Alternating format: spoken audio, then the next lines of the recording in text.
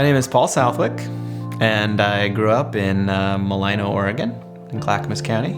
Faith played a huge role in my life growing up, so it was pretty much me, the Bible, and the pastor, and that's how I live my life. I spent a lot of time reading the Bible on my own in my bedroom, so I knew that I was attracted to men from a very young age, but I'd always viewed it in the context of sin.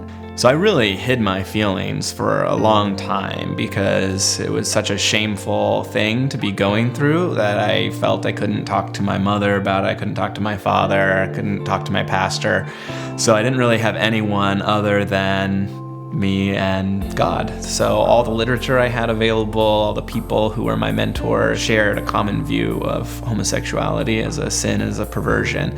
Unfortunately, my coming out experience was a very dark and difficult experience for me, and it was brought on by a panic attack that I had suffered when I was in college and had been trying to hide this part of my identity for so long that the pressure just kept building and building, and at a certain point I just couldn't handle it anymore.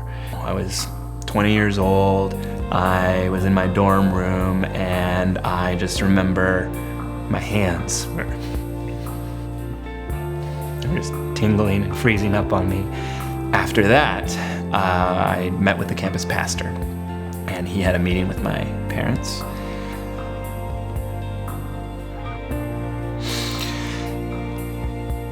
But the only thing that we knew that we thought would help was ex-gay therapy. We didn't know any better. So the ex-gay therapy program, to me, at that point in my life when I was having a crisis, it was going to be my hope and my salvation. I was going to be better. I was going to become a heterosexual completely.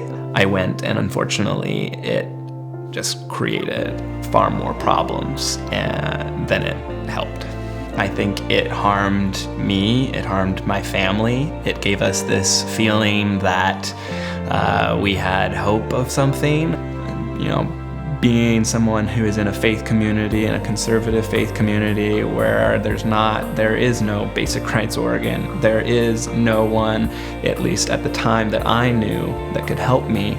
It was very scary, it was very isolating. I didn't need someone telling me that I was sick, that I had some kind of perversion. I needed someone telling me that I was perfectly okay. And unfortunately, I didn't receive that message during that whole time. One thing that changed was my circumstances. I moved and I went to law school. And I went to law school in a place that was a much more affirming environment. I found a church that was an open and LGBT affirming church. And so for the very first time,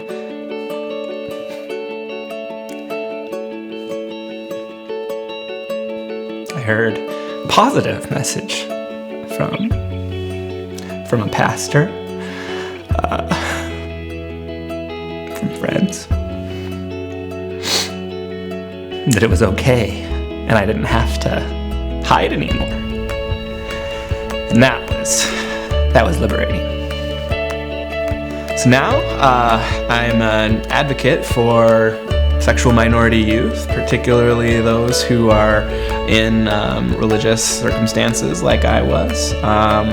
And now I'm engaged, which I'm really happy about. And I couldn't have imagined, back when I was in the depths of conversion therapy, I couldn't imagine being engaged to another man.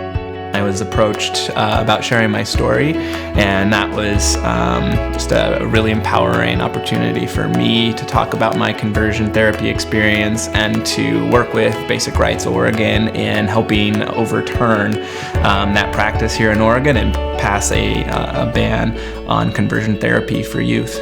It was the culmination of a lot of hard work on behalf of Basic Rights Oregon and all the people who came together to share their stories. It felt like a complete validation and a complete victory, and it gave us assurance that no other youth will be subjected to what we had to go through in the future.